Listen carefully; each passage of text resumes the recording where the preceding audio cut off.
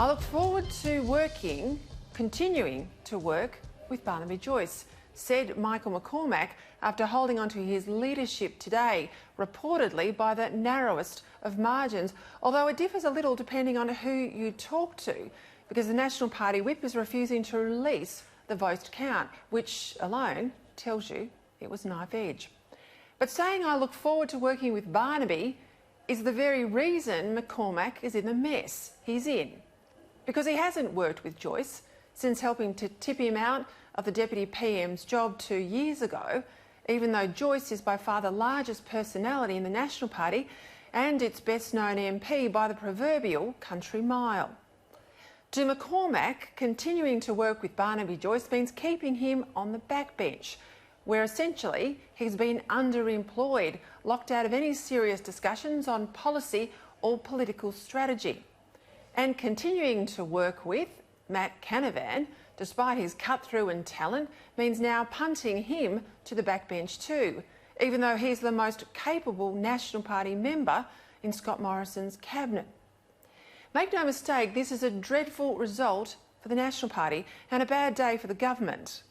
It just guarantees that the junior coalition partner will limp on with a lame duck leader, waiting to be struck down either by Barnaby or the now hyper-ambitious deputy, David Littleproud.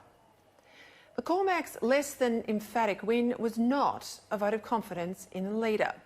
Votes went McCormack's way, mostly due to people whose ambitions were better suited by keeping McCormack in the job, but only for the time being.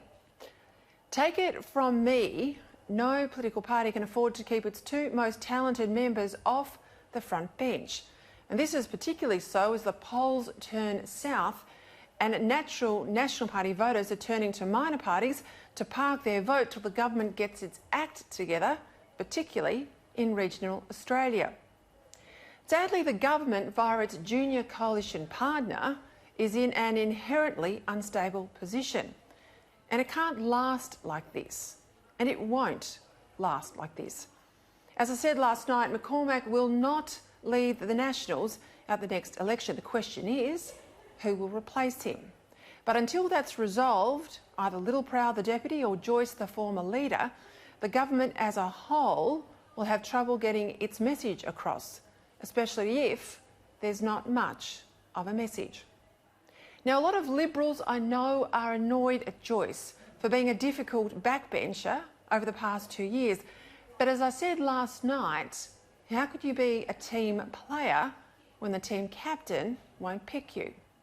Mind you, a restored Barnaby Joyce leadership would have posed some challenges too, because say what you like about Barnaby, he's a bloke that's always wanted to get things done. A Barnaby return would have meant a showdown inside the government between those who would prefer to avoid hard decisions and those who think you get elected to government precisely to make them and get results. In the end, government shouldn't be about just occupying a position. To mean anything, it's got to be about making a difference. But apart from keeping Labor out, it hasn't always been clear what the mission of the Morrison government really is, or more to the point, to give the PM his due, exactly what difference, if any, that many of his ministers are making. Sure, the coalition is committed to achieving and maintaining a surplus. It wants to keep our economy strong and our country safe. It wants to deliver lower taxes and less government regulation. But there's a sense in which these are all almost motherhood objectives. They're what every coalition government says it will do. But when we look at outcomes, how much progress has the government really made in getting more baseload power into the system?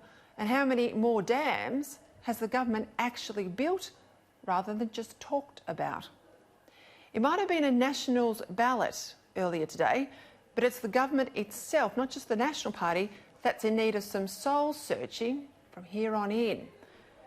As you know, I think that the Labor Party has far bigger, unresolved internal issues than the coalition at the moment, but you can't stay in government indefinitely just relying on the fact that the opposition would be even worse.